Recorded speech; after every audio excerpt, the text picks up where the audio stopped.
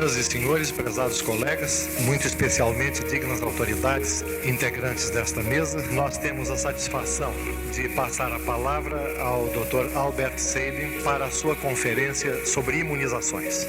Excelentíssimo Senhor Presidente, caros colegas, sinto-me muito honrado com esta homenagem e com o convite para apresentar-lhes esta palestra sobre os problemas de imunizações na infância em diferentes partes do mundo.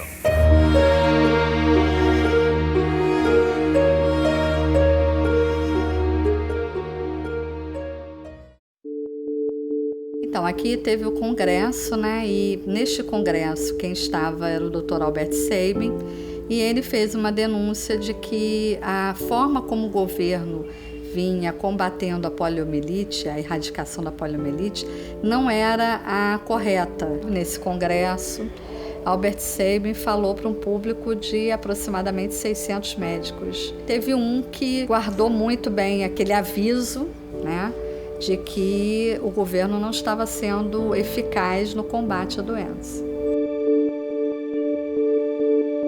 Quando ele esteve aqui e fez a palestra dele dizendo que o sistema de vacinação do Brasil estava ultrapassado e que iria aparecer novas doenças, nova poliomielite no Brasil. Tempos depois, recebia os jornais da Associação Médica Brasileira informando que o número de doenças tinha aumentado muito no país. Aí o que eu fiz? Mandei uma carta para o Sabin, lá em Carolina do Norte, e ele se impressionou mais do que todo o governo brasileiro. 7 dias depois eu recebi o telex.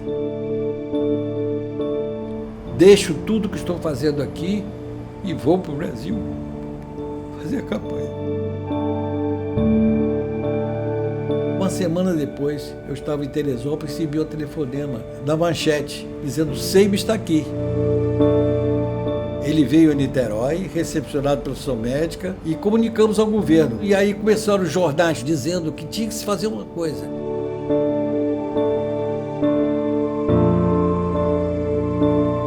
Isso me dá até um certo arrepio, porque eu acho que é a parte mais linda da história, porque você vê que é um homem empenhado em descobrir uma vacina, demorou mais de 30 anos, usou as filhas como cobaias e depois ele deixar essa patente para a humanidade. O livro também começa meio que de trás para frente, porque eu julgo que o clímax da história é justamente a chegada dele em Niterói e as crianças homenageando ele. Obrigado, Dr. Sabin. Isso aí eu acho que é fantástico.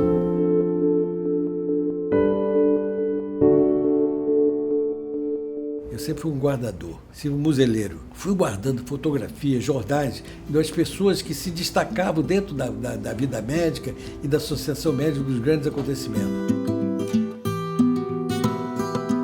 Chegou um ponto tal que eu já não tinha mais lugar no meu espaço da minha casa, com 2 armários imensos guardados de fotografias, jornais e tal. E aí, doutor Alci, nosso ex-presidente, dono de todo esse acervo maravilhoso que a gente está usando, em outras épocas ele já esteve na Associação Médica falando desse acervo que ele tem, da preocupação que ele tinha com o acervo. E aí, mais uma vez, no dia do café da manhã, ele falando comigo, com Verônica, meu material, meu acervo, queria tanto doar para a Associação Médica. E aí, Verônica, por que a gente não escreve essa história? Por que a gente não faz um livro? Aí só se vocês fizerem junto.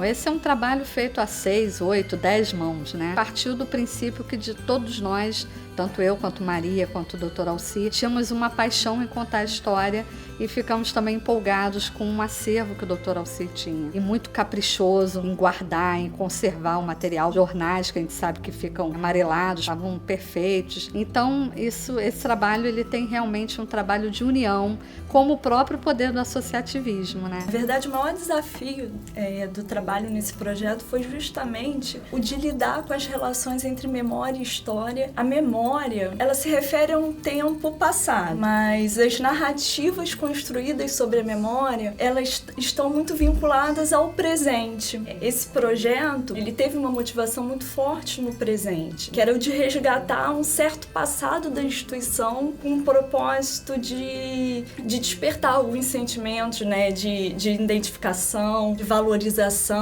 de tornar também a história da instituição conhecida, não só pelos médicos, mas por todos os niteroenses. E a gente precisava também de um ponto de partida.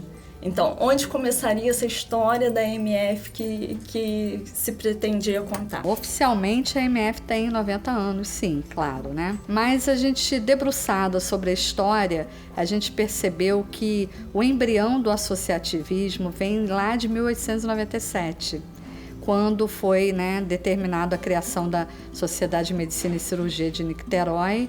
A entidade morreu, depois surgiu outra em 1921, chamada Associação Médico-Cirúrgica, e essa também não foi à frente, e aí logo depois, em 1929, foi criada a Sociedade de Medicina e Cirurgia de Niterói de novo, e que se transformou em 1952 em Associação Médica Fluminense.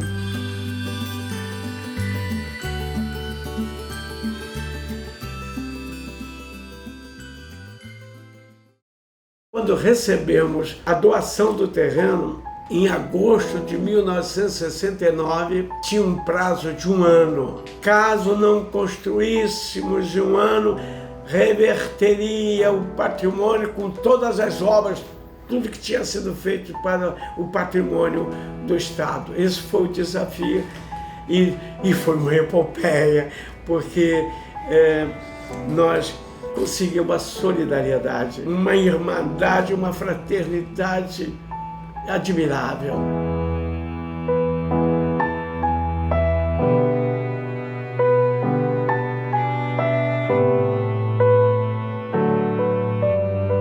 O Valdeni conta assim, de madrugada, aqueles médicos todos, ele inclusive batendo laje para terminar a casa do médico construíram e inauguraram a casa do médico 1 ano depois. Aquilo ali foi um lugar para irradiar, arremessar coisas importantes da história da medicina brasileira. Aquela casa era a casa de amor à medicina, amor à humanidade. Aquela casa do médico tem mais do que parede. Ela encerra muita coisa. Ali, muita luta.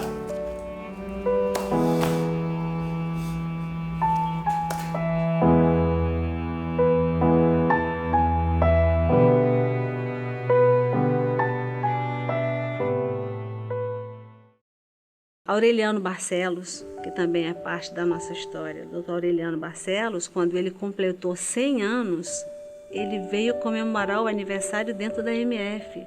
Nós temos um cajado que foi o que ele pediu de presente quando ele fez 100 anos. Quando perguntaram a ele o que ele gostaria de receber de presente, ele pediu um cajado com a madeira da terra dele. Nós temos esse cajado até hoje.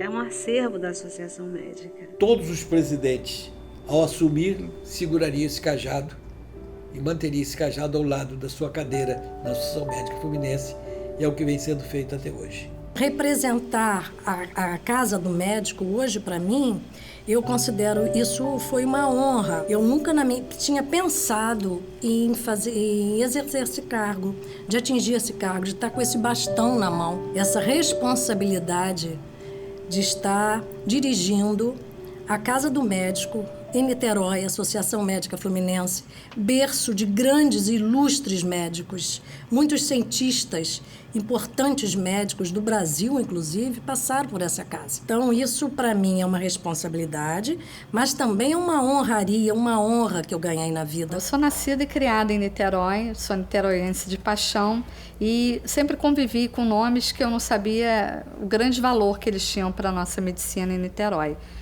Alguns deles, eu posso citar agora, Mário Monteiro, o próprio Eduardo Crachete, Dr. Carlos Tortelli, Dr. Heraldo Victor, Albina Porto Brasil, Marculino Candor, Zerbini, Vital Brasil, Ermelinda Lopes Vasconcelos, Dr. Valdeni de Bragança, Dr. Alci Chacá, Dr. Luiz de Quinop, Dr. Glauco Barbieri, Dr. Alcamir Issa, Dr. Benito Petralha, doutora Zelina Caldeira, uma infinidade de nomes. São essas pessoas que fazem da Associação Médica o que ela é.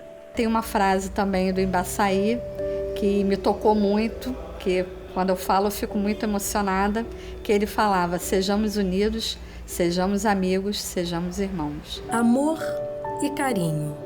é o que passa no coração de todos que aqui se entrosam, que aqui trabalham, que aqui se dedicam. A intenção desse livro nosso é mexer com o jovem médico.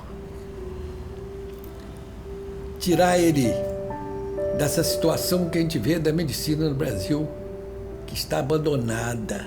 Então, o que a gente quer é mostrar ao jovem que a medicina precisa ser humanizada.